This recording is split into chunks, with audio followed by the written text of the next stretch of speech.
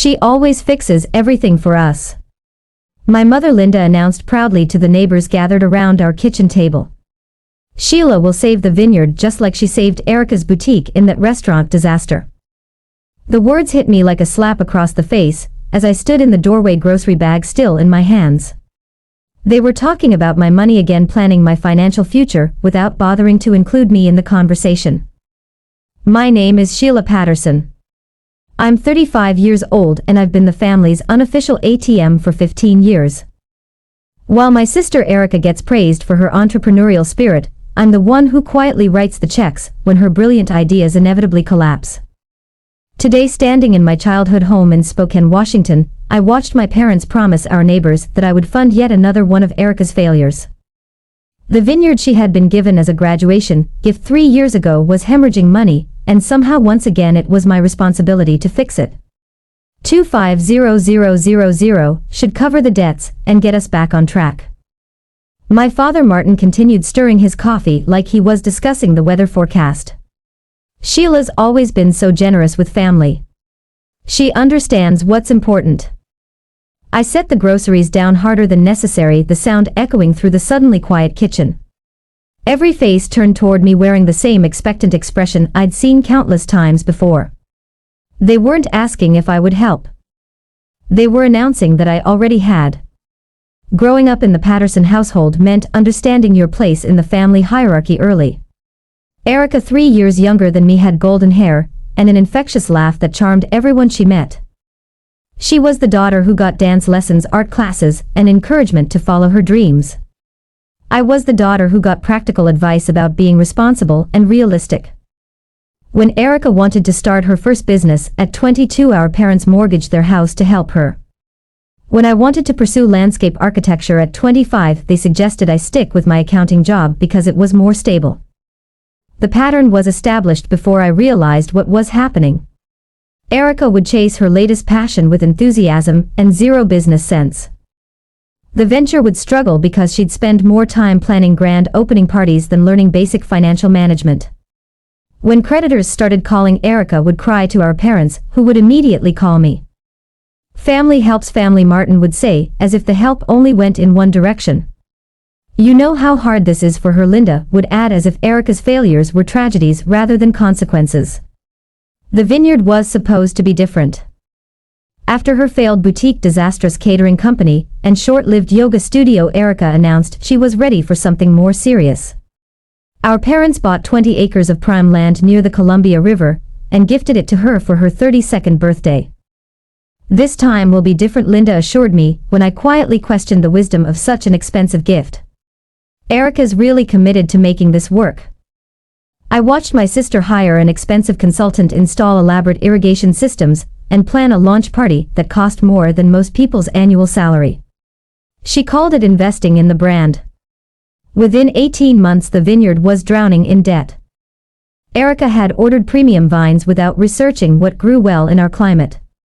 She'd hired too many seasonal workers and bought equipment she didn't know how to use. The expensive consultant turned out to be better at charging fees than growing grapes. Meanwhile, I'd been quietly saving every penny from my successful freelance accounting practice, building toward my own dreams, while watching my family assume that money would always be available for their emergencies. They never asked about my goals because they never imagined I had any beyond being their safety net. The breaking point came on a Tuesday morning in September, when I arrived at the family house for what I thought was a casual coffee with my mother. Instead, I walked into a room full of neighbors, local business owners, and wine enthusiasts, all gathered to hear about the exciting vineyard revival project. Linda beamed as she explained how her older daughter would be providing the funding to transform Erica's struggling vineyard into a premier destination winery. "Sheila's always been the responsible one," she told Mr. Peterson from the hardware store. "She understands that family investment is the best investment." I stood frozen in the doorway, listening to my mother describe plans I'd never heard before. A new tasting room, expanded production facilities, marketing campaigns, and staff increases, all funded by the $250,000 they decided I would donate. Martin stepped forward to add technical details about soil improvement and equipment upgrades. Speaking with the authority of someone who D never grown anything more complex than tomatoes in his backyard garden. The assembled crowd nodded appreciatively, already picturing themselves attending harvest festivals and wine tastings at the Patterson family vineyard. When will construction begin? Asked Melissa Crawford, who owned the local flower shop. We're hoping to coordinate our fall festival with your grand reopening. Linda glanced at me with the confident smile I'd seen her use when promising things she couldn't deliver. Sheila and Erica are still working out the final details, but we expect to break ground before winter. The assumption in her voice made my chest tighten with anger I'd been suppressing for years. They hadn't just volunteered my money. They'd committed me to a timeline and public expectations without a single conversation. Erica bounced into the room at that moment wearing a sundress that probably cost more than most people spent on groceries in a month. She launched into an animated description of her vision for the vineyard's future, complete with hand gestures and dramatic pauses. My sister believes in this project as much as I do, she announced, throwing her arm around my shoulders before I could step away. She knows how important it is to preserve family legacy. The weight of her arm felt like a chain anchoring me to obligations I'd never agreed to accept. As the neighbors filed out an hour later, chattering excitedly about wine tastings and harvest dinners, I remained silent. My parents bustled around, clearing coffee cups and pastries, their movements animated by the successful performance they'd just delivered. They'd promised my money to fund Erica's recovery from her latest failure, and they'd done it publicly, making refusal seem selfish and cruel.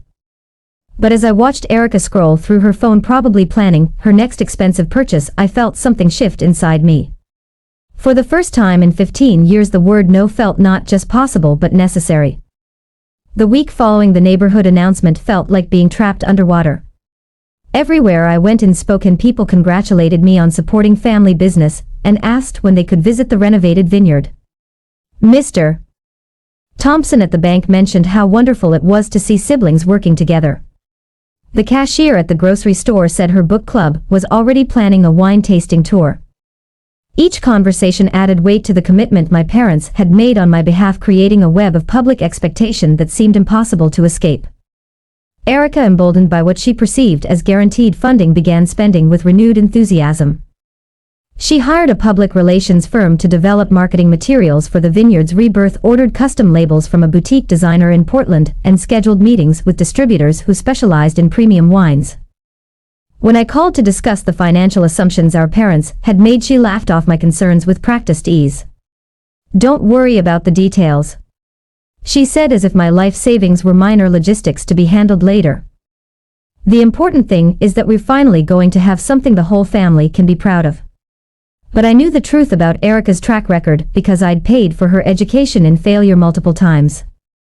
The boutique had closed after she spent more on interior decoration than inventory, leaving her unable to pay suppliers who'd trusted her based on family reputation.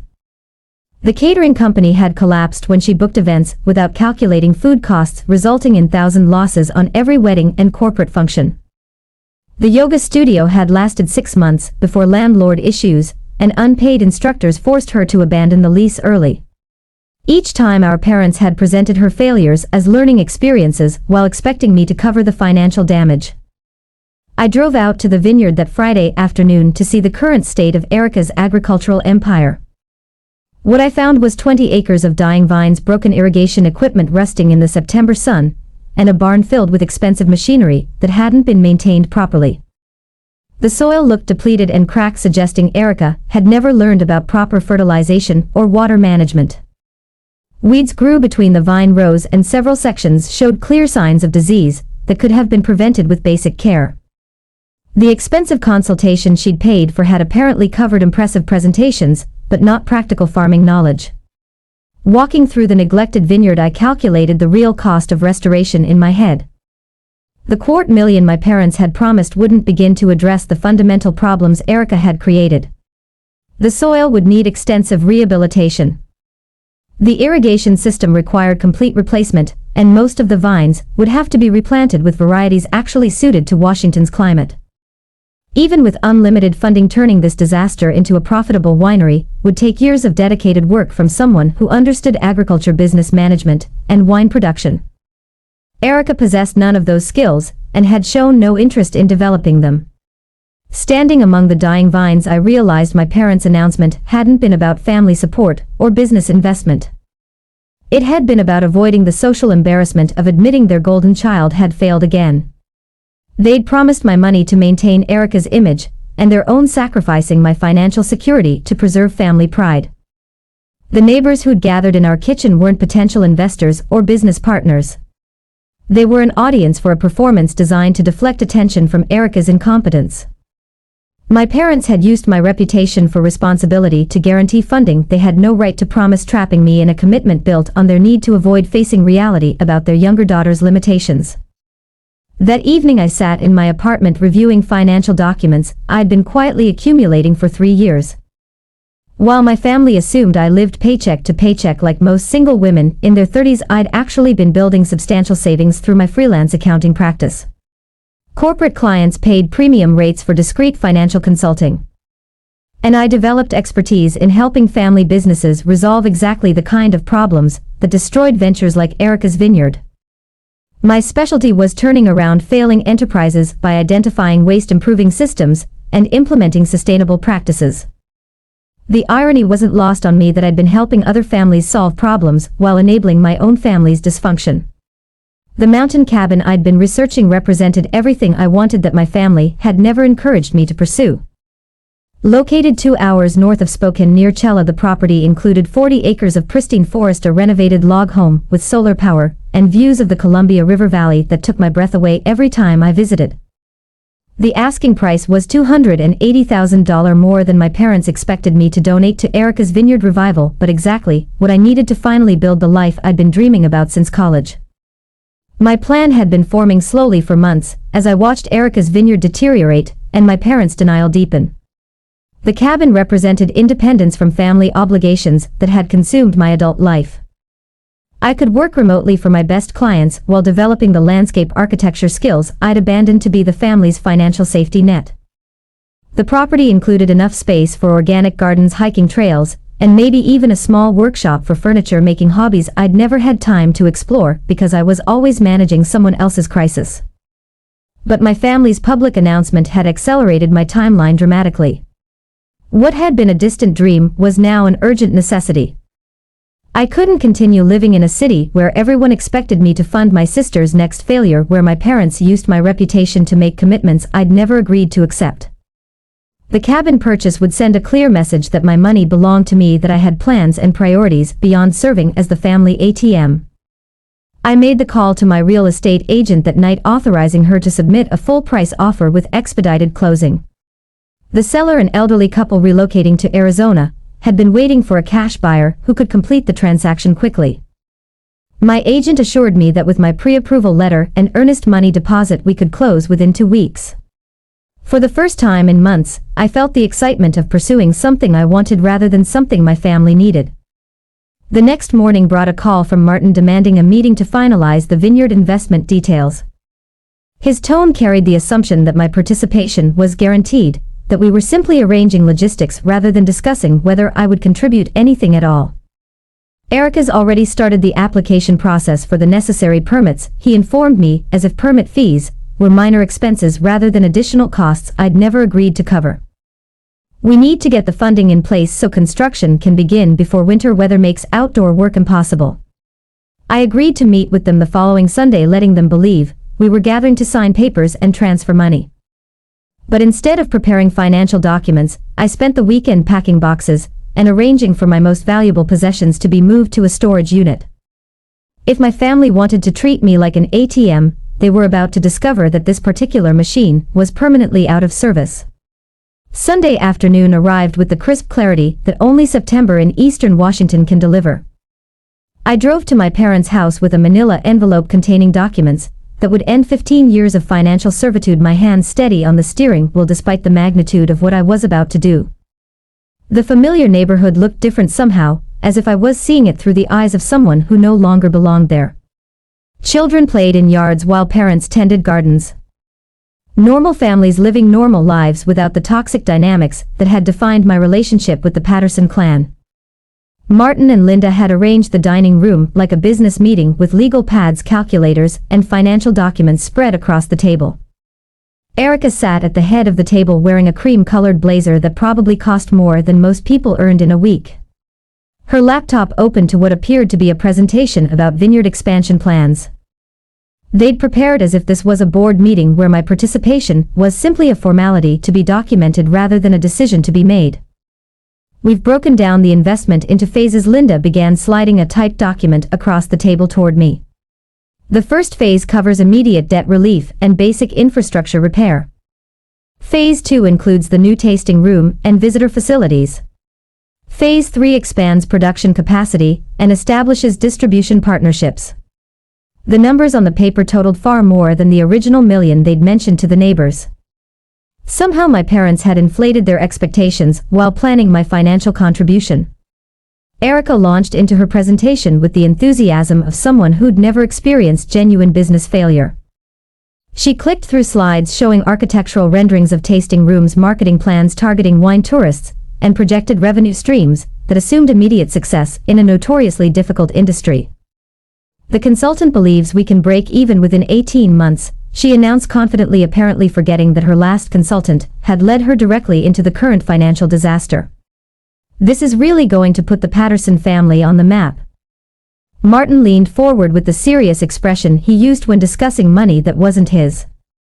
"The timing is perfect, Sheila. Interest rates are favorable for expansion financing, and the state is offering tax incentives for agricultural development.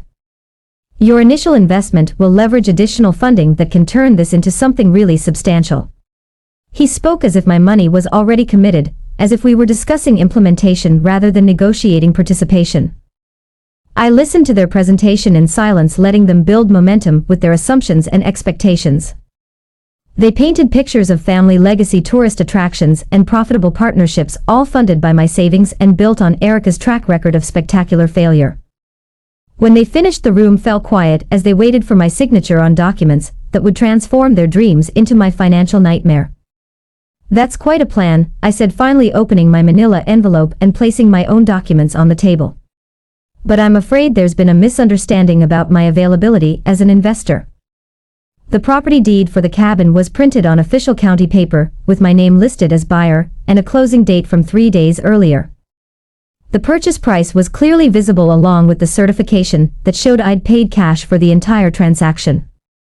Martin picked up the deed with confusion spreading across his face as he processed what he was reading. Linda leaned over his shoulder, her expression shifting from confident expectation to shocked disbelief as she realized the implications of the document.